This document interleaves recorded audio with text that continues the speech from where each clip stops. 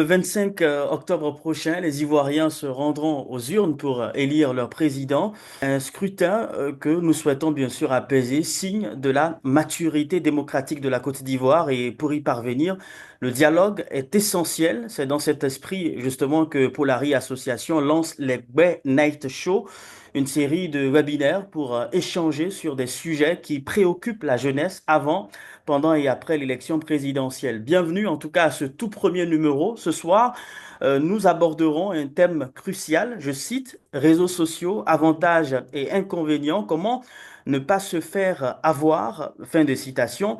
À l'approche donc de l'élection présidentielle, les réseaux sociaux joueront un rôle central dans la circulation de l'information et la mobilisation citoyenne. Mais ils sont aussi un terreau fertile pour la désinformation, la manipulation et les discours de haine. Sont-ils un outil d'expression de la liberté et de liberté ou au contraire une menace pour une élection apaisée? Comment développer un esprit critique et éviter de tomber dans les pièges des fake news et de la propagande numérique? Pour en discuter, en tout cas, nous avons le plaisir d'accueillir pour vous deux expertes dans le domaine.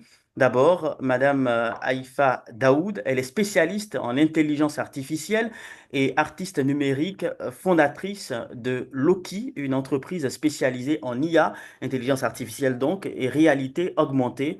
Elle est une pionnière dans l'art numérique et l'innovation technologique. Et puis notre seconde experte, elle est bien sûr connue de tous, hein, Edith Brou, experte en communication digitale, ancienne directrice des agences People Input Côte d'Ivoire et ACG Entreprises. Edith est une référence incontournable du numérique en Afrique, spécifiquement ici donc en Côte d'Ivoire. Elle partagera avec nous son expérience en ce qui concerne donc les stratégies de communication digitale et la gestion des médias sociaux en contexte électoral. Bonsoir encore une fois, bonsoir mesdames, merci d'avoir accepté l'invitation. Bienvenue.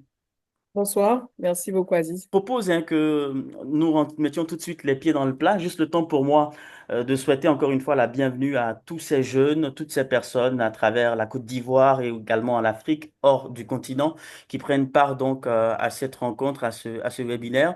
Il est interactif, vous aurez l'occasion donc de poser des questions. N'hésitez pas à interagir donc à travers le chat et puis il y aura d'autres espaces qui vous seront donnés au cours de cet échange pour vous prononcer également sur le sujet. Je le disais tout de suite, on rentre dans le vif du sujet. Je vais commencer par vous, Madame Haïfa Daoud.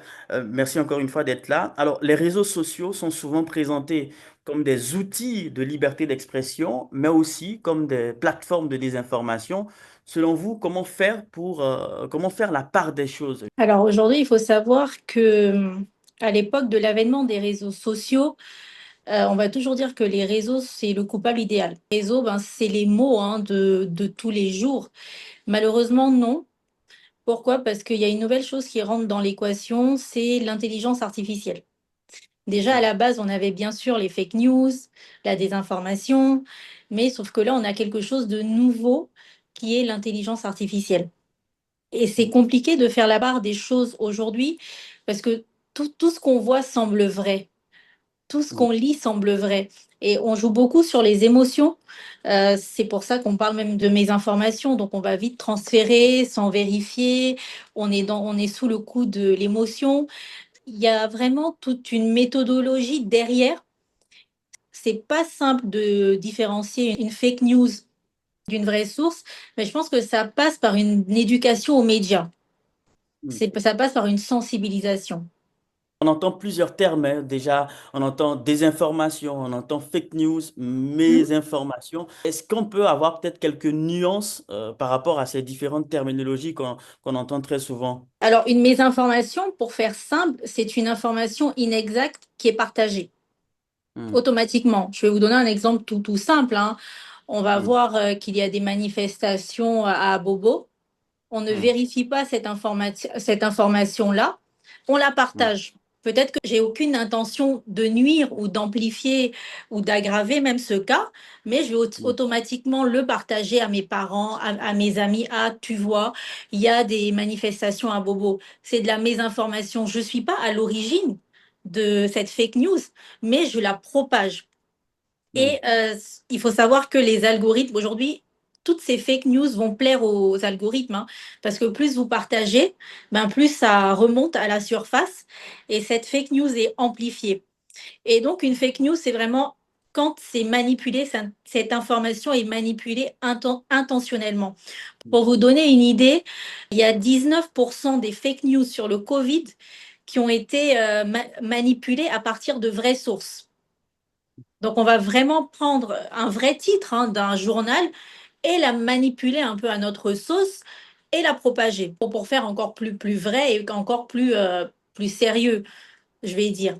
Le Mm. deepfake, c'est différent. Le deepfake, c'est quand là, il y a l'intelligence artificielle qui rentre en jeu. Donc là, on va modifier des vidéos ou des audios. Il faut savoir qu'aujourd'hui, on peut le faire très facilement, malheureusement, et on le fait sans avoir conscience de la gravité de le faire et de propager ce deepfake-là. En tout cas, on aura l'occasion avec vous, hein, de revenir peut-être sur ce qu'il faut faire face à ces situations, comment éviter. Madame Élie Roux, nous sommes à 7 mois de l'élection présidentielle, on l'a dit, moins de 7 mois maintenant. Vous qui êtes ici en Côte d'Ivoire également, comme plusieurs qui nous suivent présentement, quelle est l'analyse que vous faites sur l'impact justement des réseaux sociaux sur le débat public et la mobilisation politique ces dernières semaines? Les réseaux sociaux tels qu'on les connaît ont toujours joué un rôle crucial donc, dans le débat politique. On a eu l'élection de 2010, Mm. ensuite on a eu la crise de 2011, on a eu l'élection de 2015, on a eu Mm. aussi un référendum, on a eu aussi l'élection de 2020. Les réseaux sociaux ont toujours été un catalyseur, bon, sont en général un catalyseur des émotions, des discours politiques, Mm. également des tensions. Et ce qu'on vit dans la vie réelle est grossi et accentué par toutes ces personnes qui donnent de la voix par leurs écrits ou bien par leurs vidéos sur des sujets politiques, sur des sujets sociopolitiques, sur des questions sociales. Donc, les réseaux sociaux sont juste un miroir de la société, un miroir grossissant de la société. Mm. Après, on parle de technologie, donc on peut faire beaucoup de choses avec la technologie, beaucoup de manipulations. Et si le Ouais. public lui-même n'est pas informé et se laisse dominer par ses émotions, il est également un terrain propice à la manipulation, mais il est aussi un acteur principal de ces tensions qui sont observées à l'orée des élections et pendant les élections.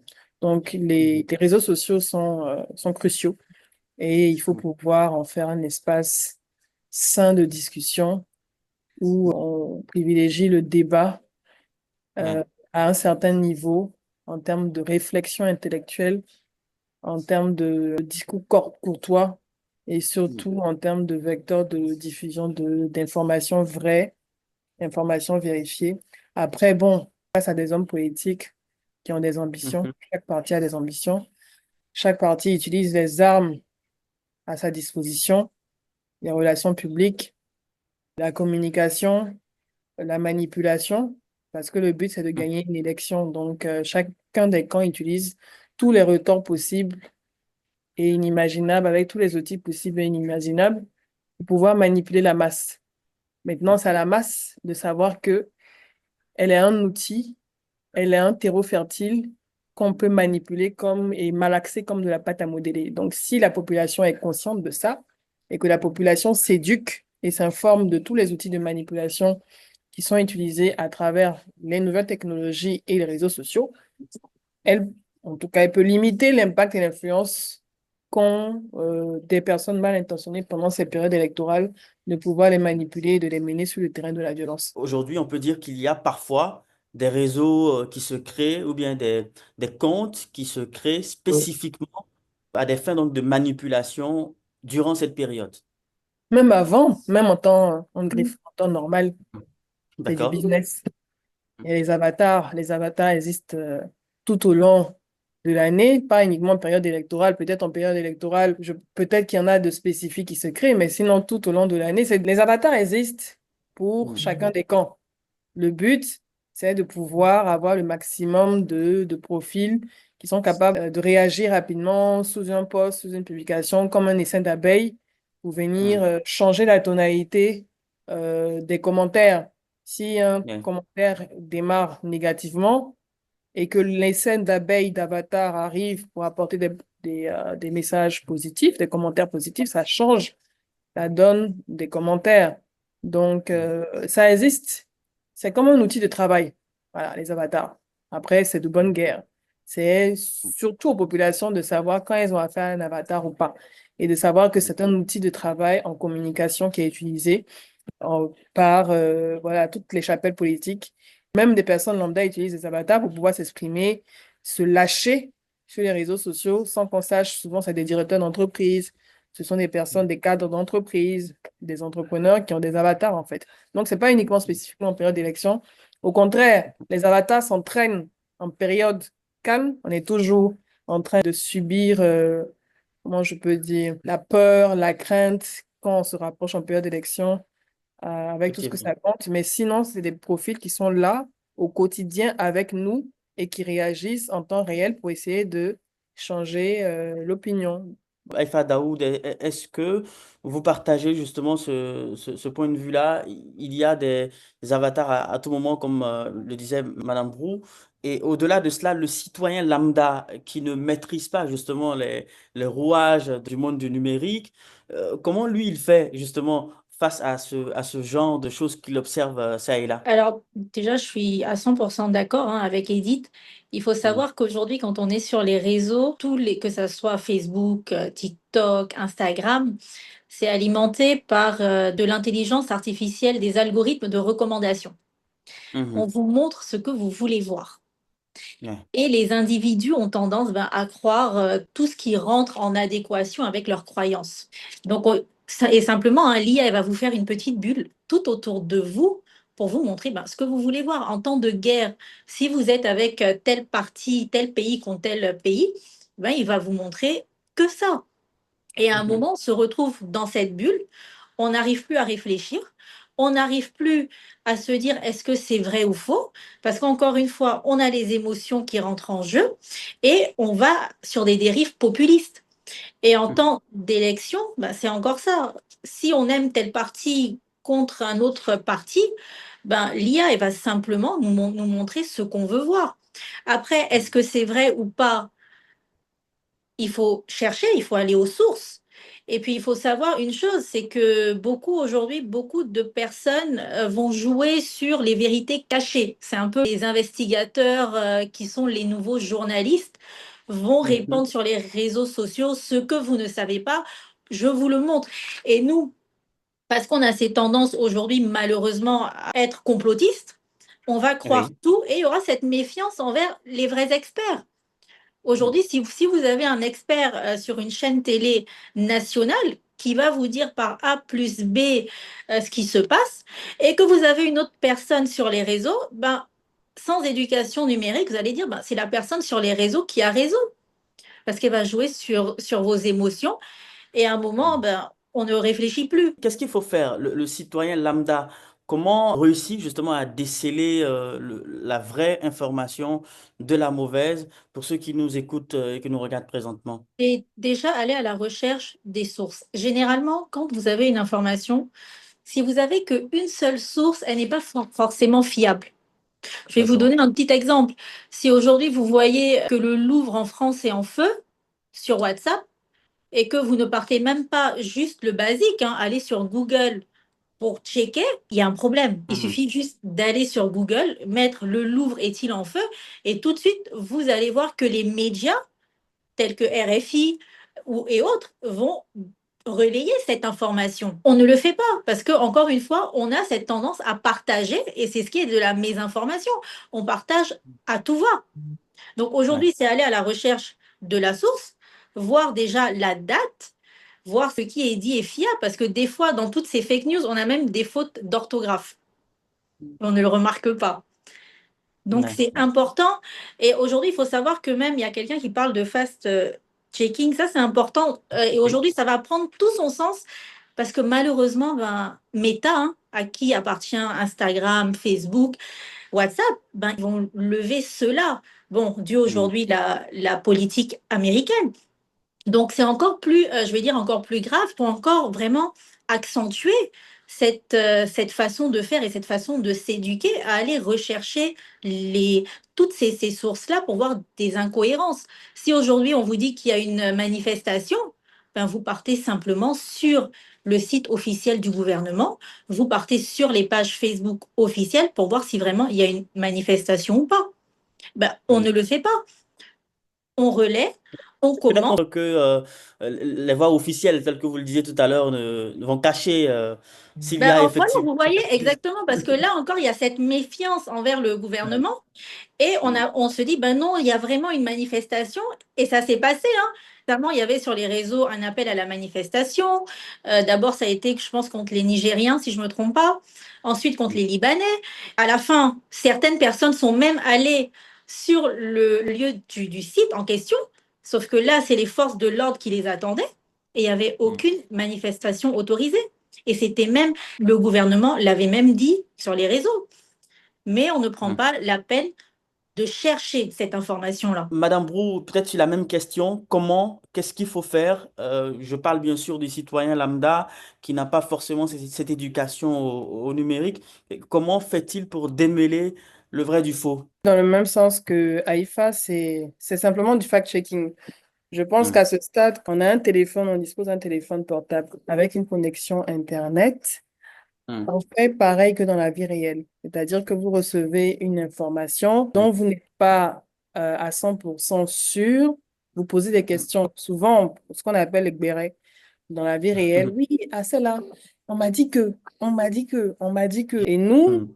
nous faisons le vecteur, le diffuseur de ce on m'a dit que à quelqu'un d'autre qui va le faire à quelqu'un d'autre qui va le faire à quelqu'un d'autre et vice-versa et ça continue ainsi en fait. Donc c'est pareil. Mm. Et vous allez vous retrouver dans une situation, vous êtes dans une causerie quelque Mm. part en train de dîner ou de déjeuner avec plusieurs personnes et puis la Mm. personne que vous avez critiquée, elle se retrouve en bout de fil de la transmission de on m'a dit que dont vous avez été le transmetteur. Mm.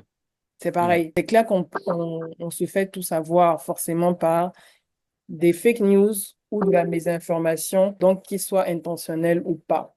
Mais aujourd'hui, en 2025, on n'a plus d'autre choix en tant que citoyen numérique, c'est-à-dire quelqu'un qui utilise Internet pour travailler, pour envoyer des mails à son patron, pour chercher du travail, pour étudier, pour faire du shopping, pour écouter la télévision, pour aller sur les réseaux sociaux. En tant que citoyen numérique, vous avez le devoir de faire du fact-checking autant que faire se peut, même si on a Mm. tous envie d'être le premier à diffuser l'information.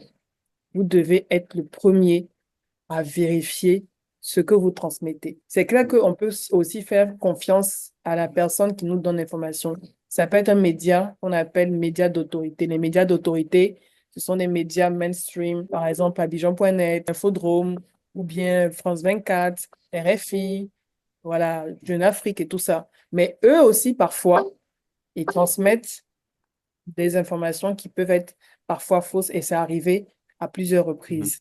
Donc, Tout à fait. on n'est pas à l'abri de ça, mais le premier geste que vous devez faire, quand vous entendez une information, vous recevez une information d'une page Facebook comme ça, quelqu'un est mort. Non, il y a les grands modèles de langage comme ChatGPT, comme Claude, DeepSeek et autres, où vous avez accès, ils ont accès à Internet en temps réel et vous pouvez leur demander si l'information que vous avez reçue est effectivement vrai.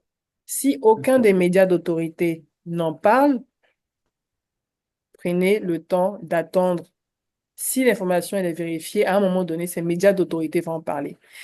Également, les sources d'information étatiques aussi sont des sources Mm. d'information d'autorité. Parce que si l'État a dit, bon, après, on peut faire du fact-checking, forcément. Mais si c'est une information qui vient, par exemple, oui, l'inauguration d'un pont, l'inauguration d'un échangeur, par exemple, 10 000 jeunes ou bien 10 000 femmes qui ont été formées à temps, OK, après, c'est une information gouvernementale. Si ça vient du gouvernement, voilà.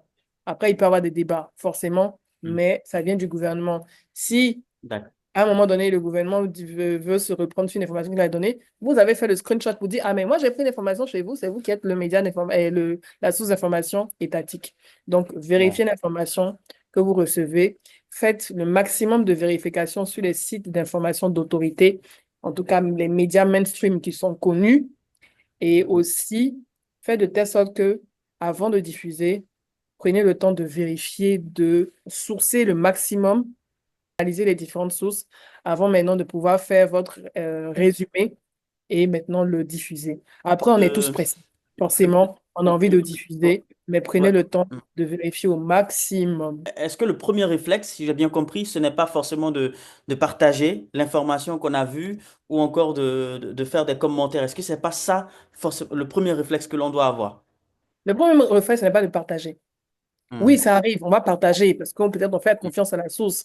Si c'est par hmm, exemple moi qui ai dit, on va dire, ah, mais c'est Edith Brooke a dit, ok, on partage. Oui, mais on va dire sur 100% à peut-être 70%, prenez le temps de temps en temps. Après, on n'a pas tout le temps d'accord. le temps de le faire. Mais si vous n'êtes pas sûr, si vous avez des doutes sur Hmm, la personne qui vous transmet l'information, ou bien si vous avez des doutes sur l'information elle-même, vérifiez. hmm, Ce n'est pas hmm, systématique. Mais si vous avez des doutes sur le transmetteur de l'information et que vous vous rendez compte que autour de vous, personne ne parle de cette information, mais que vous êtes le seul à C'est qu'il y a un diffuser, problème. exactement. hmm. Même s'il y a des sites un peu bizarres, des sites web d'information, voilà, qui ne sont pas Hmm. forcément d'autorité et qui sont les seuls à diffuser l'information. En général, il y a un adage qui dit, dans le doute, s'abstenir. Ça vous sauve de beaucoup de choses. Madame Daoud, Haïfa? Edith, tu as raison. Le problème, c'est qu'on a du mal aujourd'hui à analyser ces informations, ces sources-là, parce que de toute façon, ces personnes qui les diffusent vont jouer encore sur des émotions fortes. Elles Hmm, savent très bien, elles vont jouer sur la psychologie au final, elles savent très bien que ça va être diffusé rapidement. Il faut juste un hmm, titre accrocheur, il faut juste, je vais dire, le scoop entre guillemets.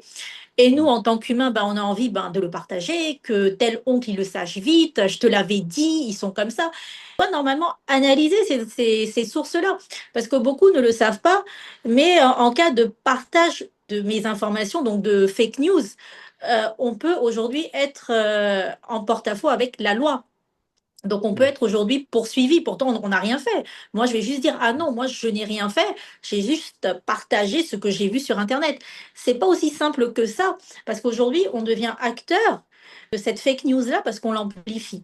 On est une chaîne. Hmm. Et D'accord. l'idéal, c'est de ne pas faire d'un parti de cette chaîne de transmission-là. Hier, j'ai vu certains médias parler du fait que l'ambassade des États-Unis en Afrique du Sud déclarait avoir reçu le jeudi dernier une liste de plus de 67 000 personnes intéressées par le statut de réfugié dans le cadre du plan du président Trump visant à Mhm. relocaliser les membres d'un groupe minoritaire blanc, etc. J'ai lu la plupart des articles, mais il n'y avait pas de lien qui redirigeait, par exemple, ou bien de screenshot qui montrait soit le communiqué de l'ambassade des États-Unis en Afrique du Sud, qui parlait de cette liste de plus de 67 000 personnes intéressées par le statut de réfugié.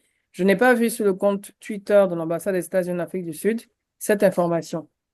Donc, j'ai commencé à douter parce que je fais toujours de la veille média avant de diffuser, de vérifier. Donc, j'ai essayé de Mhm. faire de la curation. Je suis allée en profondeur pour comprendre pourquoi, dans tous les articles que j'ai lus, Yahoo.fr, MSN, même CNN et tout, je ne voyais pas en fait de lien qui redirigeait vers le site web de l'ambassade des États-Unis en Afrique du Sud ou le compte Twitter pour voir. Mhm. Et je suis tombée sur une vidéo du JT d'un média sud-africain, mainstream, dans lequel l'ambassadeur de l'Afrique du Sud aux États-Unis expliquait donc dans le reportage, disant qu'il n'avait pas eu d'informations stipulant que plus de 67 000 personnes, donc sud-africains blancs, Mhm. avaient demandé à être relocalisées aux États-Unis et tout ça, tout ça. Et donc, c'est un reportage de 3 minutes. J'ai ce reportage et j'ai les autres médias, d'autres médias que je ne vais pas citer encore et tout, plein d'autres médias africains aussi qui, voilà. Mais dans l'article, il Relayé. n'y a pas de lien Mhm. qui redirige vers peut-être le site web ou bien le compte Twitter de l'ambassade des États-Unis en France. Donc finalement, je n'ai pas publié. J'ai laissé tomber. Pourtant, j'avais commencé à écrire mon résumé. Je me suis dit, ça, non, j'ai le reportage qui ne dit pas ça. En plus, l'ambassadeur lui-même a réfuté ça, en fait. Donc, pour dire, en fait, que même des médias, Yahoo.fr, Traditionnel. CNN et tout, peuvent, voilà, recevoir une information peut-être de l'AFP, mais qui est basée sur forcément des informations qui ne sont pas totalement vérifiées parce que quelqu'un a dit et il n'y a aucune source, aucun communiqué de l'ambassade des États-Unis en Afrique du Sud. Donc, c'est le genre D'accord. d'exemple comme ça où, pour des informations, j'aurais pu sauter là-dessus, mais à un moment donné, quand je fais la vérification, je vais sur tel site, je vérifie et tout, je me rends compte que je n'ai pas suffisamment d'éléments pour pouvoir publier.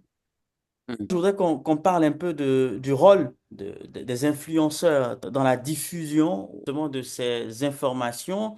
On a parfois des personnes qui ne sont même pas peut-être ici en Côte d'Ivoire et qui partagent des informations en rapport avec la Côte d'Ivoire, qui ne sont même pas sur le terrain et qui sont très suivis également, on ne citera pas de nom bien sûr, qui sont très suivis sur les médias sociaux.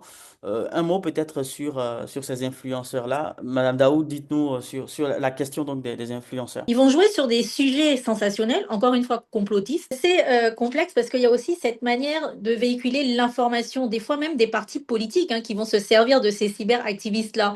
Donc c'est très géopolitique, c'est très politisé. Donc on va jouer encore une fois sur des sujets à controverse, sur des sujets de tous les jours avant les élections. Et pourquoi je dis qu'il y a l'IA qui joue également? Parce que les algorithmes, ils vont mettre en avant ces cyberactivistes.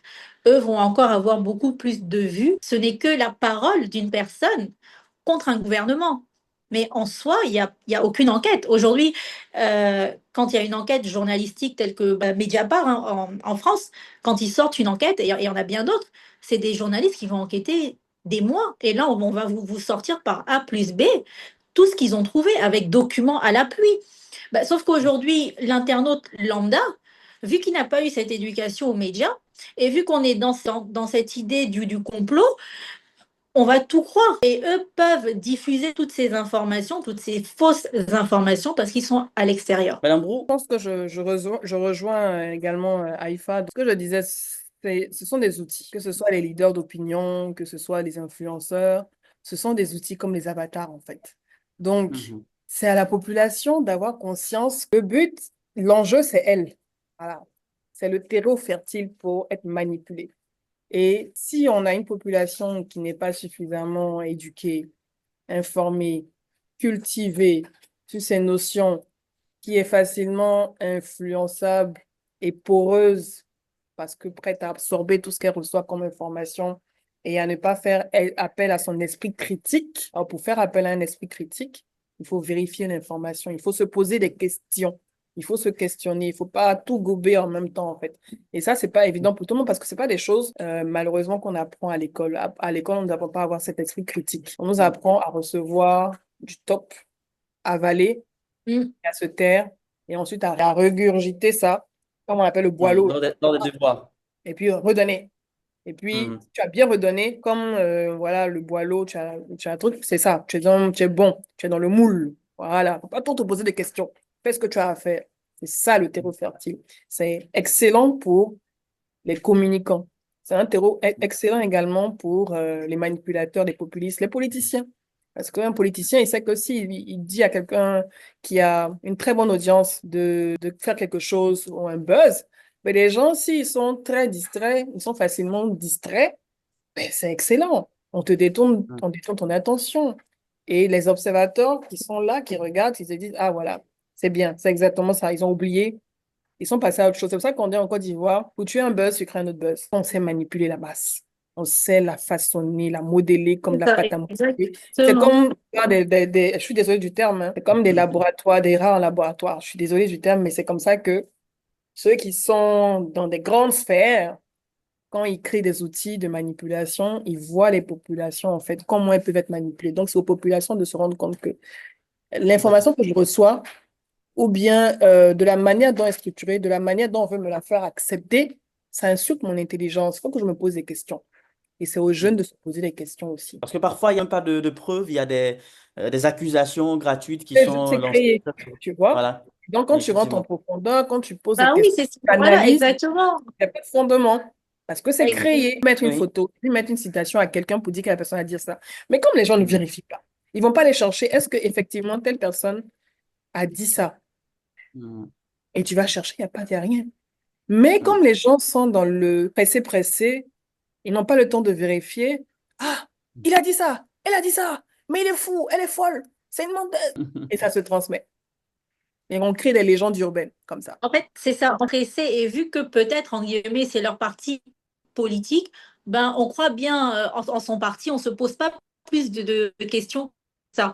Donc, on Mhm. est vraiment modelé, comme Edith, elle l'a dit. Et c'est là tout le problème. Pour vous donner un exemple, quelqu'un est parlé que comment on va faire, nous, les Africains, mais c'est pas qu'une histoire d'Africains, mais même aujourd'hui aux États-Unis, pendant les élections, mais il y a eu une manipulation de masse des électeurs, que ça soit par deepfake, que ça soit par fake news politique, utilisent également les influenceurs. Ce sont des outils pour vraiment modéliser hein, cette masse. Retenez la propagande.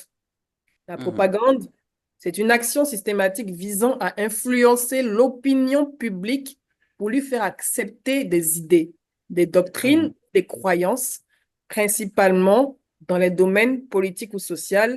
Elle utilise divers moyens comme les affiches, les tracts, les réseaux sociaux, les médias, etc.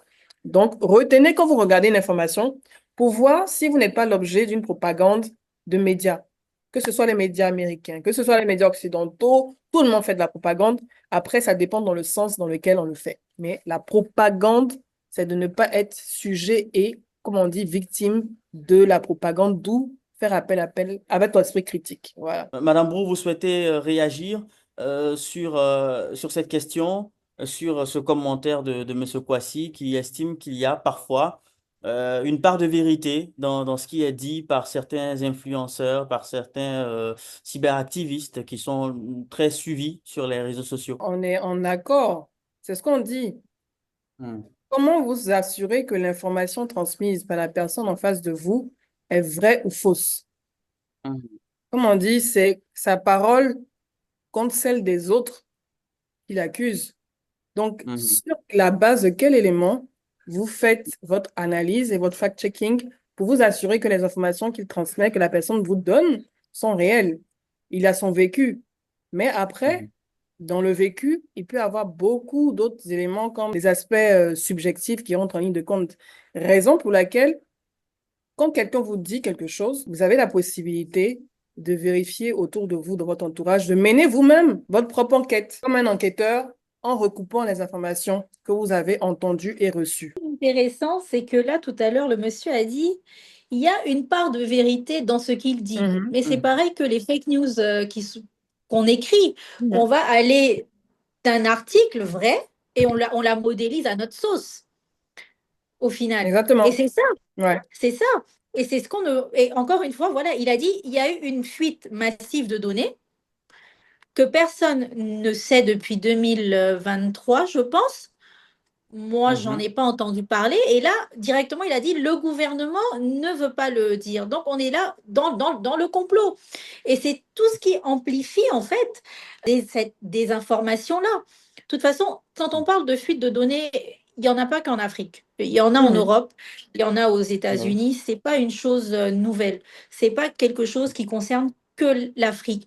Aujourd'hui, même en Europe, on a des cyberactivistes, hein, qui vont parler de la guerre en Ukraine et en Russie. On ne saura jamais forcément le vrai du faux. Et Mhm. derrière encore, il y a même des gouvernements qui vont amplifier tout cela. Parce qu'encore une fois, comme Edith, elle l'a dit, on modélise cette population-là. Il faut la modéliser, il faut que vous rentriez dans le moule. Donc, on va dire des choses sensationnelles qui ne sont pas vraies. Mais voilà, nous, aujourd'hui, on ne réfléchit plus, malheureusement. Oui. C'est recoupé, comme Maïfa l'a dit, c'est tout le monde a une part de vérité dans ce qu'il dit. Après, tout le monde a ses intentions. Quand vous recevez l'information, OK, vous recevez parce que peut-être vous faites confiance à la personne qui est en face de vous. Donc, vous vous dites, ah, quand la personne dit ça, c'est que c'est vrai. Parce C'est que vrai. les informations précédentes qu'elle a données se sont avérées vraies, confirmées. C'est pour ça que j'aime beaucoup le travail de journaliste d'investigation du député maire à Timokou. C'est-à-dire qu'il ne va pas se jeter sur l'information. Il va creuser en ayant tous les éléments possibles en termes de preuves, recouper l'information, écouter les différentes parties, poser le maximum de questions. Si l'une des parties ne veut pas répondre, Ça veut dire que si tu ne veux pas répondre, tu as peut-être quelque chose à te reprocher ou pas. Mais il prend le maximum de preuves, d'informations. Il va à la source, il pose. Quand il a réuni tous ces éléments, avec ça, il se fait un avis en disant, OK, ma question, c'était ça. J'ai réuni tous les éléments possibles. Soit les éléments que j'ai réunis, les preuves que j'ai réunies refutent le postulat de base, soit les éléments que j'ai réunis confirment mon postulat de base. Et c'est ce que on devrait pouvoir faire. Je reçois des informations, on me dit que telle personne fait ci, telle personne fait ça. OK. Peut-être que j'avais des doutes, moi aussi. Ça m'arrange hein, quand la personne dit ça. Parce qu'en général, on écoute les gens qui vont dans le même sens que nos croyances. Quand quelqu'un nous dit quelque chose qu'on n'aime pas, on va plus On trop n'est pas prêt à l'écouter. accepter. Hmm. C'est pour ça que les neuropsychologues et les psychologues qui ont travaillé avec tous les géants de la tech, des réseaux sociaux, ont conçu ces outils-là, ces algorithmes qui nous font de telle sorte que notre fil d'actualité est à l'image de ce qu'on aime. Parce qu'on n'aime Mhm. pas les choses qui vont dans le sens contraire de nos croyances. Quand quelqu'un dit qu'il n'aime pas ce que toi tu aimes, ou bien ce à quoi tu penses n'est pas censé, ça énerve Mhm. forcément. Donc, oui, l'information, tout le monde a une part de vérité. Mais quand vous recevez cette information, quand vous la digérez, avant de la diffuser, d'être, ah oui, non, ce qu'il a dit là, c'est vrai. Vous aussi, faites votre travail de vérification autant que possible avant de pouvoir confirmer que l'information qui est transmise, elle est vraie. Ça, c'est pour D'accord. la mesure de sécurité pour vous-même. Parce que de toute Hmm. façon, quand on est dans nos salons et tout, on peut discuter entre nous, ah oui, non, ah oui, c'est vrai et tout. Mais quand vous Hmm. sortez et que vous commencez vous aussi à propager en disant oui, ce que j'ai comme information est vrai, si on vous demande de confirmer avec des preuves, il faut que vous ayez suffisamment d'éléments solides pour le faire. Vous Exactement. pouvez pas checker. D'accord. Quitter donc l'aspect sensationnel et puis vérifier toutes les informations qu'on reçoit. Merci beaucoup. Gardez la tête Est-ce froide surtout. voilà, est-ce qu'il y a une autre réaction peut-être des participants? Merci, Monsieur Diallo. Moi, c'est Alors, nous, Hawaba, étudiante en communication, en même temps coordinatrice de l'Association pour le maintien des filles à l'école. C'est un honneur de participer à ce thème qui est réseaux sociaux, armes de liberté ou pièges à manipulation. Ma question d'accord. est la Content de vous suivante. recevoir. Les influenceurs sont-ils pas les acteurs principaux des fake news et comment faire pour en sortir de de cet effet? Merci beaucoup, Ababa. Madame Daoud, allez-y, nous vous écoutons. La question, est-ce que les influenceurs ne sont pas justement à la base de cette amplification, toutes ces fake news que l'on voit sur les réseaux? Et puis le second volet de sa question, c'est de savoir quel est le palliatif, qu'est-ce qu'il faut faire face à cette situation? On revient encore à la réponse de Edith. C'est Hmm. encore ça, c'est que certes, ces influenceurs-là, ben, c'est des cyberactivistes, hein. Encore une fois, la plupart ne seront pas en Côte d'Ivoire, ils sont dans des pays étrangers. Et ça revient encore à la réponse de Edith, ça va être, ça parle, mais il n'y a aucune vérité. Il y a certes peut-être, et encore une part de vérité, mais ils ne vont jamais vous montrer une source fiable qui va confirmer leur dire. Moi, pour le moment, je n'ai pas encore vu un influenceur qui a sorti une source fiable pour confirmer Hmm. ses dires. Je n'en ai pas Tout à encore vu. fait. On va jouer beaucoup sur les titres. Un tel, il m'a dit cela. Mais derrière, si vous creusez, et encore, c'est là pourquoi on revient à l'esprit critique et d'analyse, parce que nous, on aime bien ce que Edith expliquait quand on aime être centré sur nos idées. On appelle ça des biais de confirmation. On Hmm. n'aime pas aller contre nos idées et donc on filtre. Et aujourd'hui, ben, ces influenceurs-là, ils savent que vous êtes, je donne un exemple, hein, en France, vous êtes pour le FN, ben, il est sûr Hmm. qu'il a tous les électeurs sur son réseau, mais il va jouer sur du sensationnel. Et vous, à la base, vous êtes quelqu'un qui détestait un autre parti, ben, ça vous arrange bien. Donc, on joue Hmm. encore sur votre émotion. Enfin, tout ce qu'il va dire comme scoop, entre guillemets, il suffit juste de creuser, il n'y a rien. Mais si vous partez chez des journalistes d'investigation, et si vous remarquez même hein, sur des reportages tels que les reportages sur M6 et autres, et il y en a, vous allez voir qu'il y a des informations, qu'il y a des sources, on va croiser toutes ces sources-là, il y a des faits qui sont étayés, il y a même des témoins. Donc on vous montre cette vérité avec preuve à l'appui. Mais tout le reste sur TikTok, Parce que généralement, ils sont de plus en plus sur TikTok parce qu'il n'y a pas de régulation. Ben, tout cela sur TikTok, c'est que de la parole. C'est que D'accord. du vent. Je tourne à nouveau vers vous, Madame Brou, par rapport aux discours de haine, justement, qui sont de plus en plus présents sur les réseaux sociaux. Quels sont les signes qui doivent alerter un utilisateur, selon vous? Les signes qui doivent alerter un utilisateur. Je veux bien comprendre la question par rapport au discours de haine. Discours de haine, justement, il y a parfois ce qu'on retrouve très souvent sur ces médias Mhm. sociaux.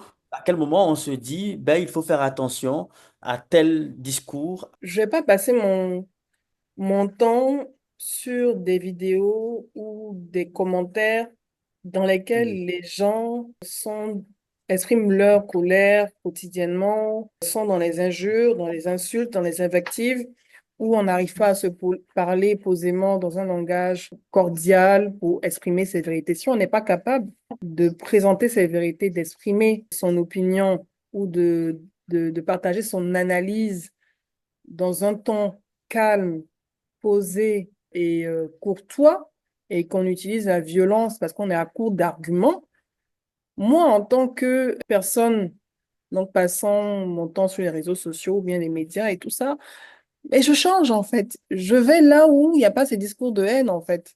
En fait, les populations, les jeunes, en tout cas les consommateurs des réseaux sociaux, des médias en ligne, on a le libre arbitre. On a le choix de dire ça, je n'aime pas parce que c'est des discours violents, parce que ça commence à sentir le roussi. Je vais ailleurs. Je vais Mhm. dans des espaces, on va dire, sains où on peut débattre dans le respect, où on peut exprimer ses idées dans le respect. Comme moi, j'ai en face de moi quelqu'un qui utilise les injures ou bien qui a du mal à exprimer ses idées et donc qui commence à parler, à utiliser des mots violents ou ce genre de choses et tout ça. Mais je le laisse là où il est, en fait. J'ai pas le temps à perdre en D'accord. face de quelqu'un qui ne comprend pas. Vous voyez ce que je veux dire? Mhm. Donc, Ouais. les utilisateurs des réseaux sociaux ont le choix, lorsqu'ils sentent la montée de discours de haine, de violence dans des espaces de discussion, les panels, par exemple, sur TikTok, ou bien les Mhm. spaces sur Twitter, ou bien les lives sur Facebook et tout, vous avez le choix de couper, de supprimer, de fermer votre téléphone, d'aller regarder la télévision pour vous changer les idées si vous sentez que les discours sont coléreux et qui sont en train d'attiser la haine autour de vous. Et en plus, vous pouvez sensibiliser même les gens autour de vous en disant, la personne que tu suis là, son discours là, c'est trop haineux et tout ça. Mhm. Change de profil, va ailleurs, arrête de le suivre ou arrête de la suivre, tout simplement. L'être humain D'accord. doit comprendre qu'il a le choix de ne pas être exposé à des informations qui suscitent de la haine en lui, qui suscitent de la rancœur et tout. Surtout que si c'est des informations qui ont pour but de susciter ça, en fait. Madame Haïfa, par rapport aux IA, alors vous en parliez, des fabrications donc, qui sont faites à partir de cette nouvelle technologie. Comment on fait pour reconnaître la présence justement des IA dans ces stratégies de manipulation au quotidien sur les médias sociaux? Alors, pour juste revenir un peu sur ce que Edith a dit, moi, Mhm. pour moi, la meilleure arme qu'aujourd'hui on a, ce sont les urnes. Mhm. Et j'aime bien aller voir les commentaires quelquefois sur Facebook et TikTok. Et beaucoup disent, pour ne pas débattre hein, et pour ne pas s'étaler, rendez-vous en octobre avec ma Mhm. carte d'électeur. Et c'est vrai, parce qu'au final, on n'a pas besoin de la violence. Les jeunes aujourd'hui n'en veulent plus. Et c'est important de se dire, parce qu'il y a quelqu'un qui disait, mais quand on voit des choses comme ça, qu'est-ce qu'on fait? Ben, une fois, moi, je crois que j'avais vu des appels à manifester. J'ai simplement pris le lien, police secours sur Facebook, j'ai envoyé. C'est tout. Il n'y a rien à faire. Il n'y a pas besoin de commenter, il n'y a pas besoin de débattre. Si vous trouvez que c'est un appel à la haine, vous prenez le lien et vous envoyez à cette autorité-là, tout simplement. Vous Mhm. avez le PLCC, vous avez police secours. Aujourd'hui, les autorités sont présentes sur ces réseaux parce qu'aujourd'hui, elles savent que ce sont des réseaux où tout le monde parle, tout le monde y est. Et aujourd'hui, il y a pas mal de dérives. En parlant de dérives avec l'IA, pour arriver à l'IA, moi, je Mhm. génère beaucoup d'images. Si on se rappelle bien, il y a eu les casses hein, à Abidjan, dans différentes communes. Ben, sur des Oui, le sites déguerpissement. de, exactement, ben, sur des sites de génération d'images, je voyais des gens faire montre-moi un policier qui frappe une femme avec des gens qui cassent sa maison. Après, on pense que c'est vrai, alors que pas du tout. Dans d'autres pays, en Irlande, il y a Mhm. eu des manifestations fictives. On joue encore sur l'émotionnel, des manifestations qui n'ont même pas eu lieu d'être. Alors moi, je dis toujours, pour reconnaître cette image, il suffit juste aller sur Google. Vous avez un Oui, onglet de photos, vous rentrez cette photo sur Google et automatiquement, vous verrez si vraiment il y a une source à cette photo-là ou pas. Il y a même aujourd'hui des outils pour reconnaître si c'est une image générée par IA ou pas. Et généralement, si vous regardez bien cette image, vous verrez que par exemple, il y a des écritures à l'arrière-plan qui ne sont pas cohérentes, il y a un problème au niveau des mains. Aujourd'hui, dites-vous que sur Internet, sur les réseaux, on ne sait plus ce qui est vrai ou pas. Même moi, en tant que spécialiste, quelquefois, j'ai du mal et je me pose la question, est-ce que c'est vrai ou pas? Ben voilà, il y a quelqu'un qui a dit, il y a Yandex, effectivement. Donc, il y a tous ces outils-là pour chercher. Mais après encore, il faut avoir la volonté de l'enregistrer à l'image et de la mettre sur ces outils-là. C'est cet effort à d'accord. faire pour vraiment voir ben, si c'est vrai ou pas, au lieu de la balancer sans savoir si ça a réellement eu lieu. Madame Edith Brou, en tant qu'experte justement du domaine également, peut-être des conseils. On entend très souvent des voix qui sont générées avec des commentaires, des vidéos également commentées qui sont très relayées sur les réseaux, sur l'actualité politique, sur divers sujets.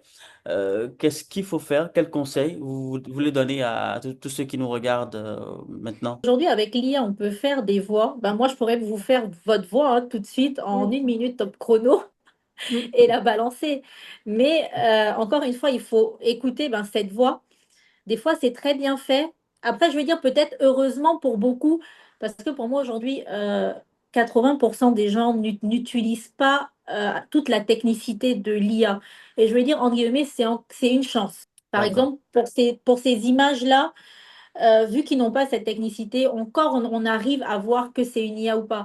Mais c'est pareil pour les voix. Même quand on vous envoie un audio, on est arrivé au stade où peut-être que c'est pas vrai. Et moi, Hmm. mon conseil, c'est ce qu'on m'a dit un jour. Il y a des endroits qu'on ne voudrait pas voir dans notre vie. Donc, il y a des choses à éviter et il faut éviter de transférer. De toute façon, sincèrement, si aujourd'hui vous recevez une note vocale d'un président d'un parti politique, je vois pas comment ça atterrit sur votre numéro, en fait. C'est Mhm. peu probable. Oui, c'est réel, hein. On vit dans un monde où on va de moins en moins pouvoir faire la différence entre ce qui est réel et ce qui n'est pas réel. Hmm. Voilà, c'est terrible à dire, mais on y est déjà, hein. En plus, il y en a qui se font malheureusement avoir par des faux grossiers, comme la Française qui s'est fait arnaquer par un faux Brad Pitt. Là, c'était vraiment un faux grossier. C'est le high Mhm. level, mais de plus en plus, les cyber-arnaqueurs, les pirates, s'améliorent donc dans la création de fake. Et forcément, il y a des usines aussi de création de fake qui existent dans les pays étrangers. Et il est de plus en plus difficile, même pour nous les experts, de Mhm. pouvoir à un moment donné faire la différence entre le vrai et le faux. Qu'une voix soit générée par une IA, euh, qu'une vidéo soit générée par une IA. Après, on va toujours revenir.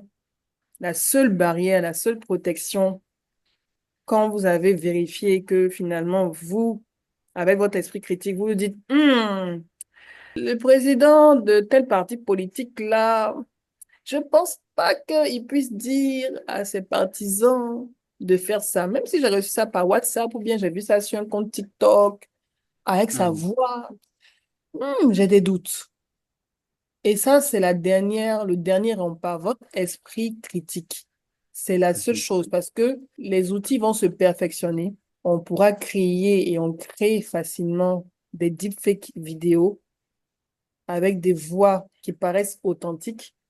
Et c'est votre oreille, vos sens, votre oreille et vos oreilles et vos yeux, pardon, qui vont être votre dernier rempart en plus de votre esprit critique. C'est la seule barrière. Donc, moi, ce que je vous conseillerais, c'est de vous former aux outils d'intelligence artificielle. Aïfa est là. Elle connaît la plupart des outils qui, voilà, permettent de générer des deepfakes, audio, vidéo et tout ça. Parce que plus vous connaissez le fonctionnement de ces outils, c'est comme quand j'ai reçu Jean-Patrick Eoman, il disait que c'est important de pouvoir lire les documents d'aide dans des logiciels. Parce que quand vous connaissez le fonctionnement d'un outil, quand vous êtes exposé au produit qui a été réalisé avec cet outil, vous arrivez à discerner le vrai du faux. Et c'est ce que nos populations, nos jeunes, à un moment donné, au-delà de la distraction du bruit ambiant, doivent faire. Il y a 2 jours, j'ai eu une très belle surprise. Je le faisais à mon sport dans le quartier. Et j'aime bien écouter les conversations des gardiens et autres. Et il y a les vendeurs de Nescafé. Et là, Mhm. j'entendais un des vendeurs qui disait à un gardien assis, tu sais, tout ce que tu entends sur Internet, il faut pas croire, hein, si tu ne Ouais. l'as pas entendu à la radio. Et là, Mhm. j'avais vraiment envie de lui dire, mais bravo, en fait. Parce que oui, il a compris que, vous savez, à l'époque, et c'est ce que je disais à des étudiants en journalisme, à l'époque, nos parents avaient qu'une information qui était véridique, c'était les journaux. On partait à l'information. On partait acheter Mhm. notre journal. Et le soir, on avait le journal de 20 heures. C'est nous qui allions à l'information. Aujourd'hui, on se réveille et on est sous l'information. Elle vient de partout. Et ça fait qu'à un moment, on est noyé. Et sauf que pour sortir la tête de l'eau, c'est encore l'esprit critique. Si on ne l'a plus, ça sert plus à rien. Et il faut vraiment cet esprit critique-là pour s'en sortir et pour, encore une fois, briser cette chaîne de fake news et de désinformation. Nous sommes presque à la fin de nos échanges. J'ai bien envie de vous demander, est-ce que là, vous pensez qu'il y a des raisons justement de s'inquiéter? Est-ce qu'il y a des raisons de s'inquiéter? Peut-être vous pourrez réagir tout à l'heure, le temps de recevoir donc ce participant. Bonsoir. Une question, je veux savoir. Bon, la question est posée à nos deux experts. Mhm. Est-ce que vous pouvez pas nous donner des tips pour reconnaître les fake news provoquées et provoquer des fake news, disons, qui sont faits de façon inconsciente? Je vais dire, tout à l'heure, vous avez évoqué des cas. Quelqu'un qui a relayé une information sans toutefois la vérifier n'est pas forcément conscient qu'il entend de relayer une fausse information. Merci beaucoup, Monsieur Kwasi. D'accord. Alors, Je vais Madame répondre. Brou, oui, allez-y. Est-ce qu'il y a des outils? En fait, une fake. Aïfa avait expliqué au départ la différence entre fake news et mésinformation. La mésinformation, c'est de façon, on va dire, pas intentionnelle, diffuser une information sans savoir que cette information que vous avez diffusée est fausse. Ce n'était pas votre objectif. Mhm. Mais la fake news, elle est fabriquée, elle est conçue pour qu'elle puisse vous induire en erreur. Donc, Mhm. vous, en voyant une publication d'une page que vous suivez, ou bien un compte TikTok que vous suivez, et l'information que vous recevez, vous vous dites, s'il a dit, si elle a dit, c'est vrai. Et vous ne prenez pas le temps de vous dire, OK, il a dit ça, ça, ça, je vais aller, et on revient à ça. Les outils, ils sont là, ils sont disponibles. C'est Google, c'est ChatGPT, c'est Claude, c'est Perplexity. Moi, je recommande Perplexity quand je veux vraiment vérifier en profondeur les sources journalistiques, l'information et tout. Je vais sur Perplexity. C'est gratuit. Après, il y a une version pro si vous voulez aller en profondeur, mais c'est Ouais. gratuit. Donc, vous avez cette information, vous la prenez, vous allez vérifier. Faites le réflexe. Même si vous êtes sûr que la personne que vous suivez vous dit la vérité, par mesure de précaution, vérifiez. Et pour vérifier et ne pas être le propagateur d'une fake news et donc faire de la mésinformation, ayez ce réflexe. C'est comme prendre sa ceinture de sécurité. C'est pour votre propre sécurité. Maintenant, c'est imposé par la loi pour le passager qui est devant, pas pour ceux qui, ceux qui sont derrière. Mais c'est votre choix. Prenez votre ceinture de sécurité. La ceinture de sécurité, c'est le fact-checking. Il y a beaucoup de pages qui pullulent sur Facebook, également des comptes TikTok, où chacun veut être vecteur de l'information pour faire ce qu'il veut avec. Vous avez le choix de dire, OK, tel a dit ça sur telle personne, sur l'actualité et tout. Quelqu'un peut donner son analyse sur l'actualité. Là, il n'y a pas de problème. Ça, c'est une analyse. C'est une opinion. Quand quelqu'un donne son opinion, ce n'est pas une fake news. Il donne son opinion sur un sujet pour que vous puissiez en débattre sur son compte TikTok. Mais quand quelqu'un vient affirmer, oui, moi, je sais que eux, ils ont fait, moi, je sais que actuellement dans le monde, ça se passe. Là, vous devez prendre votre téléphone et puis aller tout simplement sur ces outils qui sont gratuits. Google, c'est la base.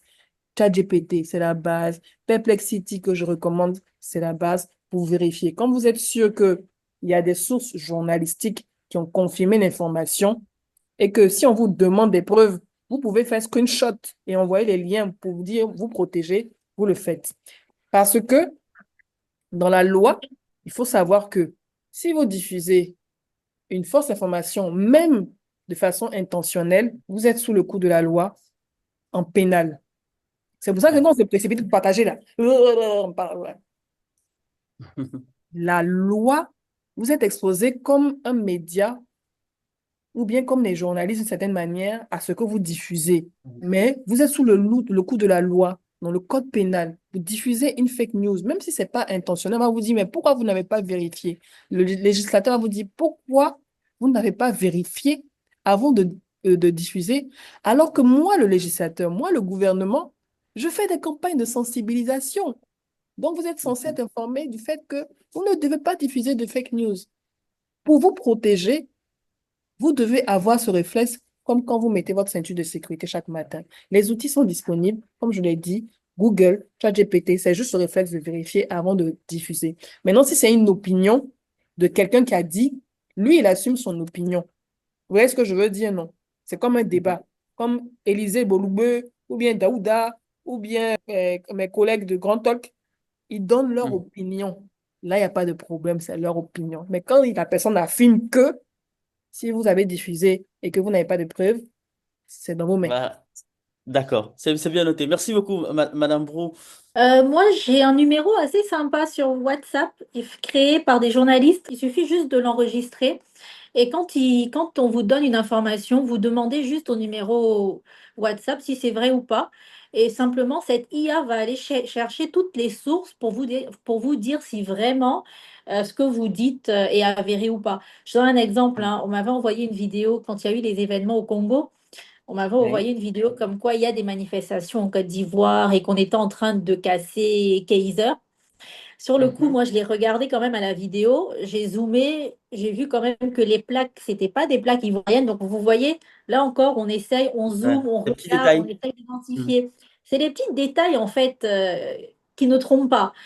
Et Mhm. j'ai quand même mis sur ce numéro, j'ai dit, y a-t-il des manifestations en Côte d'Ivoire?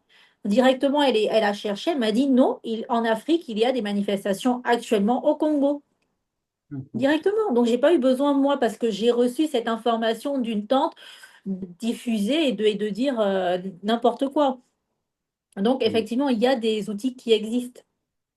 Comme je le disais tantôt, nous sommes presque à la fin. Entre-temps, je rappelle que c'est le début donc d'une série de plusieurs rencontres du genre pour échanger des sujets donc qui concernent les jeunes chaque mois jusqu'à l'élection et même après l'élection présidentielle. Madame Haïfa Daoud, votre mot de fin, ça sera lequel? On a parlé donc des réseaux sociaux, on a parlé également de l'intelligence artificielle, les fake news, etc. Qu'est-ce que vous souhaitez que tous ceux qui nous regardent présentement retiennent? Ben, je voudrais qu'ils retiennent déjà. Bon, là, je vais quand même répondre rapidement à une question. Quelqu'un avait demandé comment savoir si une personnalité dit le vrai et du faux. Hmm. Abonnez-vous juste aux pages officielles des personnalités. Il n'y a pas plus simple que cela. Et Hmm. pour mon mot de fin, c'est encore une fois, voilà, aujourd'hui, il faut savoir que malheureusement, les IA, ça s'amplifie. Les réseaux sociaux, quand on ajoute ça à l'IA, ça peut faire des ravages. Donc aujourd'hui, à vous de changer la donne. On n'a pas besoin de répéter ce qui a déjà été fait auparavant. Il n'y a pas de raison que ces élections-là fassent peur, qu'il y ait une psychose. Le gouvernement, sincèrement, aujourd'hui fait un travail, moi, je trouve remarquable au niveau de la sensibilisation. Edith, tu me diras si je me trompe, je pense que le PLCC ou Police Secours va même dans des écoles pour sensibiliser à la désinformation. J'ai Oui, vu la même PSC, voilà, j'ai vu même des photos. Donc, police secours également. voilà, exactement. Donc, on apprête toute cette population parce que aujourd'hui, la population en Côte d'Ivoire, elle est très jeune. On s'en rend pas compte, mais elle est jeune. Et aujourd'hui, c'est à elle de changer la donne. Et je pense qu'à force ben, de formation, de sensibilisation et d'éducation numérique, il n'y a pas de raison que ça se passe mal. Merci beaucoup, Madame Haïfa Daoud. Je rappelle que vous êtes spécialiste en intelligence artificielle et artiste numérique. Merci infiniment d'avoir accepté cette invitation. Madame Edith Brou, c'est à vous. Dites-nous, ce sera quoi votre mot de la fin? Ma très chère Haïfa, je pense, a très bien résumé nos échanges avec une ouverture sur la sensibilisation et le fait que les élections en Afrique devraient montrer plutôt la maturité de nos peuples à passer ce cap, parce qu'une élection, c'est un événement banal ailleurs. Dans des démocraties, c'est un événement, on peut dire même que c'est un non-événement, c'est juste exprimer son suffrage universel, tout simplement, donner ses voix à l'homme politique pour lequel on a pris le temps d'écouter, de lire le programme, le plan d'action de toutes les mesures qu'il compte mettre en place lorsqu'il sera au pouvoir pour améliorer les conditions de vie des populations. Donc, Mhm. ça ne devrait pas faire l'objet de violence. Et je Ouais. reviens toujours, oui, nous sommes entourés malheureusement d'outils et de personnes qui peuvent avoir envie de nous manipuler, de nous transmettre des fausses informations, de nous entraîner vers le mauvais chemin, de nous pousser à l'action dans le mauvais sens. Mais encore une fois, on est des êtres humains dotés d'un libre arbitre. On est des êtres humains dotés de réflexion. On a la possibilité de vérifier l'information avec énormément de sources disponibles et d'outils disponibles. Haïfa a donné des outils. Moi, je rajouterais également la plateforme. Il y a plein de plateformes africaines qui existent de fact-checking. Je recommanderais par Mhm. exemple Africa Check. Ils ont un Oui. compte WhatsApp également. Vous pouvez, si vous n'avez pas su d'une information, vous pouvez l'envoyer par WhatsApp ou bien sur leurs réseaux sociaux, Twitter, Facebook. Leur envoyer l'information dont vous n'êtes pas sûr pour qu'ils puissent la vérifier. C'est vous qui avez le pouvoir. Si vous voulez être manipulé, vous serez manipulé. Donc, choisissez l'information que vous souhaitez avoir et quand vous la recevez, avant de l'avaler, mâchez-la. Et quand on mâche une information, on fait de la curation de contenu, on fait de la veille pour vérifier que l'information, elle est correcte et ensuite on l'avale tout simplement. Donc, que Dieu nous protège, que ces élections puissent bien se passer. En tout cas, c'est ce vœu-là que nous tous nous nourrissons hein, ce soir. Merci infiniment, mesdames, d'avoir partagé Merci avec à nous vous. votre expérience, Merci, votre c'était un expertise. plaisir. La prochaine date, ce sera le 23 avril 2025. Vous serez avec Alassane Rabo comme modérateur, qui est donc chez NCI. Moi, j'ai eu beaucoup de plaisir, en tout cas, à partager ce moment avec vous. Merci infiniment. Excellente soirée à tous et à très bientôt. Au revoir.